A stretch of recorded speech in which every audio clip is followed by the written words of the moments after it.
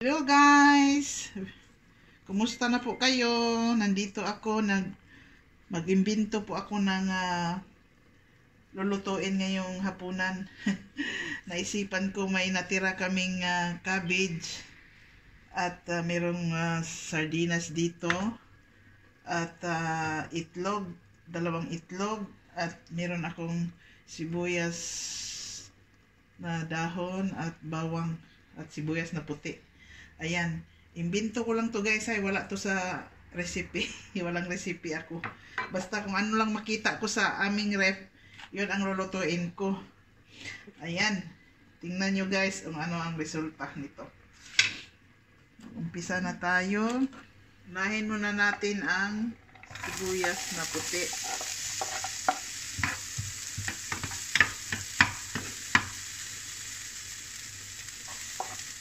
Ayan.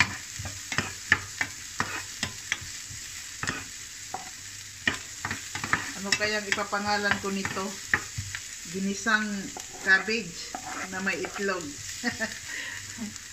Kasi sabi ko, mag-imbento nga ako ng lulutuin ko. Ihalo na natin ang sardinas. Ano to guys? Parang fili ba? Wala nang ano. Fili na siya. Ganon ang sardinas dito. Lagyan natin ng black pepper para mabango siya. Ayan. At ilagay na natin ang ating cabbage. Igisa muna natin para maluto siya. Tapos panghuli na ang itlog. Yan lang kasimple ang aking lulutuin guys.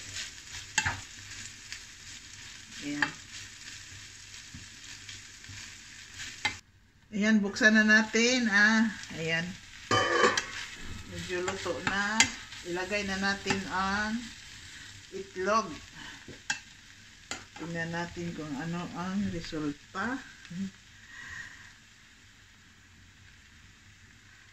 Mag-comment lang kayo guys kung nagustuhan nyo ang aking recipe. Ayan. Takpan uli. At meron din ako ditong nilutong adobong wings. Ayan.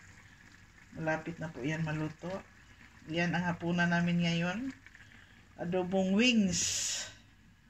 Ayan, titingnan natin kung luto na ba. Ayan. Mukhang luto na guys. Yan lang po kasimple ang ating gulay. Yan. Kung meron kayong mga tira-tirang gulay sa ref nyo, yan, gawin yung mag-imbento din kayo. Okay, thank you for watching. Bye-bye.